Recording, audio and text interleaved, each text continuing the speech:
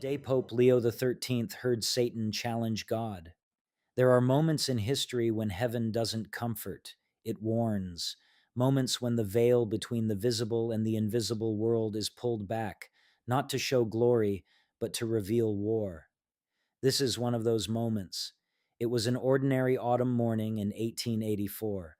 Nothing unusual, nothing dramatic. Inside the Vatican, Pope Leo XIII had just finished celebrating Mass. The candles were still flickering. The final gospel had been read. The congregation began to disperse. The Pope remained kneeling, head bowed, still, silent. But then, something changed. Witnesses later said his face drained of color. His expression froze, not in prayer, but in shock. His eyes fixed on something no one else could see. He wasn't looking at the altar. He wasn't looking at the crucifix. He was staring into something beyond this world. For several long seconds, the room stood still. It was as if time itself hesitated. Then suddenly, without saying a word, he stood up, abruptly, and walked quickly toward his private chambers. No explanation, no blessing, just urgency. 30 minutes later, he summoned his secretary, placed a sheet of paper into his hands, and gave a command that would echo through history. Print this, send it to every bishop in the world.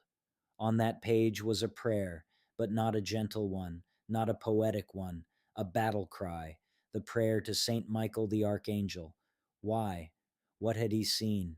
He never publicly described the vision, but according to those closest to him, including his private secretary, the Pope had been shown something terrifying.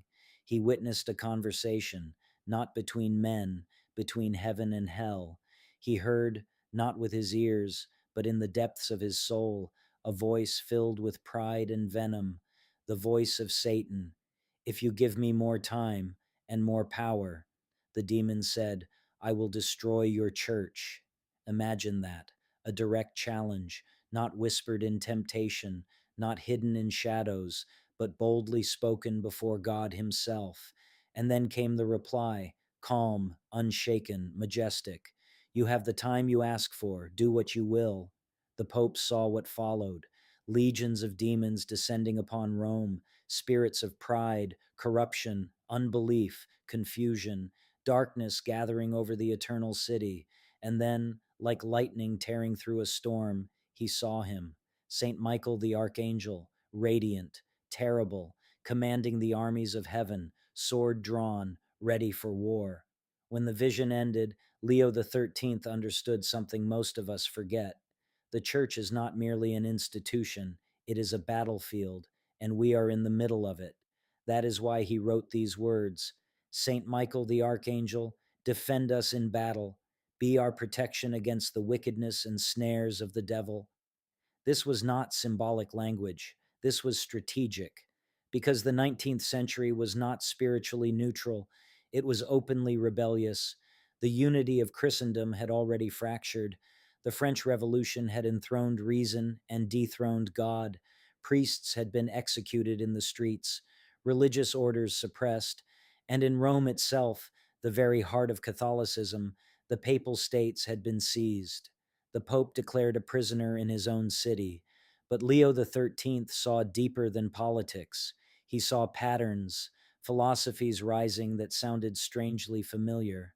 You shall be as gods, naturalism, relativism, a civilization promising progress, while quietly removing grace. The war was no longer fought with swords. It was fought with ideas, with laws, with education, with media, with silence. And Leo XIII understood something terrifying.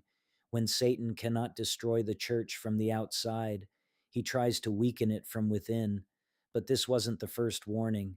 25 years earlier, Pope Pius IX had already sensed the rising storm. He ordered special prayers to be recited after every Mass, a spiritual defense system against the tide of secularism. When Leo XIII became Pope, he initially softened the tone. He simplified the prayers, made them contemplative, gentle, but after the vision, everything changed. The prayer became militant, urgent, direct, Every priest in the world was instructed to invoke Saint Michael. This was no longer precaution, it was mobilization, and Leo XIII didn't stop there. In 1890, he composed a solemn exorcism, not for a single possessed person, but for the entire world. In it, he described Lucifer's rebellion, his hatred of the church, his attempt to strike the shepherd and scatter the sheep. This wasn't metaphor to him, it was reality. He even condemned Freemasonry directly in his encyclical Humanum Genus, warning that it sought to dismantle Christian civilization at its roots. For Leo XIII, the invasion of Rome was not merely political, it was spiritual infiltration made visible. And yet, he did not panic. He did not despair. He carried the exorcism prayer in his pocket. He prayed it while walking through the Vatican gardens. Witnesses said they saw him murmuring it softly, as if in quiet combat. A frail old man, holding an invisible sword. When he died in 1903, the battle did not end. His successor, Pope Pius X, faced something even more subtle: modernism, confusion dressed as theology, error wrapped in scholarship. The enemy had adapted. The demons no longer roared, they whispered, and that is how spiritual warfare usually works. It evolves. Every century has its revolution, its heresy, its new enlightenment, but behind them all, the same ancient cry, non serviam, I will not serve. Today, many dismiss the story of Leo XIII as legend, superstition, myth. But look around: the loss of faith, the mockery of the sacred, the redefinition of truth, the erosion of innocence. Is it really so unreasonable to believe that spiritual forces are at work? The battle Leo XIII saw did not end in 1884. It is happening now, in families, in schools, in governments, in churches, in your own thoughts, and the weapon has not changed. Not strategy, not power, not politics, prayer, quiet, persistent, humble prayer.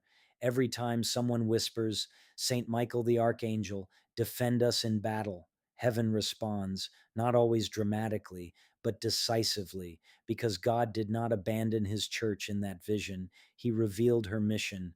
We do not fight with violence, we fight with holiness. We do not resist with pride, we resist with humility. And even when hell seems loud, heaven remains sovereign. The demons may roam the air, but Saint Michael still commands the hosts of light.